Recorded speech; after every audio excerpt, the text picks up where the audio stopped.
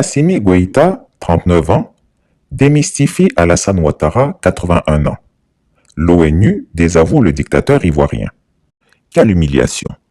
C'est le colonel Assimi Goïta, président de la transition malienne de 39 ans, qui démystifie Alassane Ouattara, le dictateur ivoirien de 81 ans. Chez nous, on dit que quand un vieillard ne se met pas à sa place, il s'expose à l'humiliation publique. Parce que ni Chokoroba, je la fier là. na yelela fieka, On a que balayer. kwa bɛ kɛ baara ye. Ne fait tira. Ni fiɲɛ cira, On a que Maliako. a bɛ kɛ maloya ko ye. Ne fait machi. Ni fiɲɛ ma ci, A que Maliako. a bɛ kɛ maloya ko ye. C'est ce qui arrive à Alassane Ouattara, cet octogénaire super menteur qui ne connaît pas sa place. Cet imposteur avait fini par se convaincre qu'il était l'envoyé de Dieu sur terre et qu'il était le président de tous les pays de la sous-région ouest-africaine. Moi, je souhaite que dans 10 ans, dans 20 ans, mais nous ayons une Côte d'Ivoire qui va au-delà d'Odiené, au-delà de Bouna, de Bondoukou, etc. Au-delà de Ouangolodougou, etc. Que ce soit une Côte d'Ivoire avec peut-être un autre nom qui englobe le Mali, le Burkina, le Ghana, etc. Pourquoi pas? Le dictateur des lagunes considérait qu'il avait tous les droits, même celui d'injurier ses homologues, de les piétiner et de décider à leur place pour leur peuple. I wish I could be an emperor. It would be much better than being president. Dans le cerveau d'Alassane Ouattara, les autorités de transition du Mali sont des idiots des garnements. D'ailleurs, il l'a dit haut et fort dans sa conversation audio avec l'ancien premier ministre malien, Boubou Cissé. Choguel a pu trouver un moyen de faire adhérer une bonne partie de la population à un combat que lui seul est en train de mener, quoi. Maintenant, c'est le combat contre la France, c'est le combat contre l'Occident. Donc, il y a un certain nombre de gens qui sont derrière eux pour ça.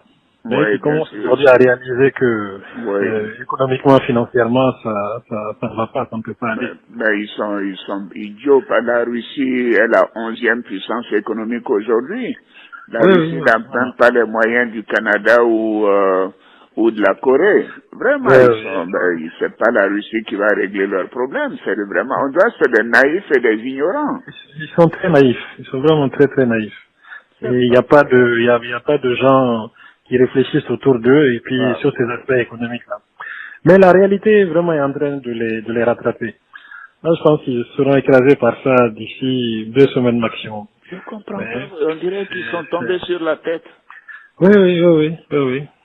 Il prétend qu'il est le seul président de la sous-région qui est titulaire d'un PhD in Economics et à ce titre, il est méprisant et odieux avec ses homologues et se vante de son carnet d'adresses long comme le bras. C'est ce caractère qu'il a perdu dans son duel avec son petit-fils Assimi Goïta. D'ailleurs, le 12 juillet 2022, le président malien a tweeté ceci. « J'ai eu un entretien téléphonique avec le secrétaire général Antonio Guterres. Nous avons évoqué l'appui des Nations Unies au processus de transition au Mali et j'ai réitéré la nécessité pour les partenaires de respecter la souveraineté du Mali. » Fin de citation. Comment est-ce possible ça? Alassane Ouattara n'a pas dit qu'Antonio Guterres est son meilleur ami? Comment ça se fait qu'il parle à Assimi Goïta sans même demander la libération de ses mercenaires? Au nom de Dieu, Alassane Ouattara est un menteur.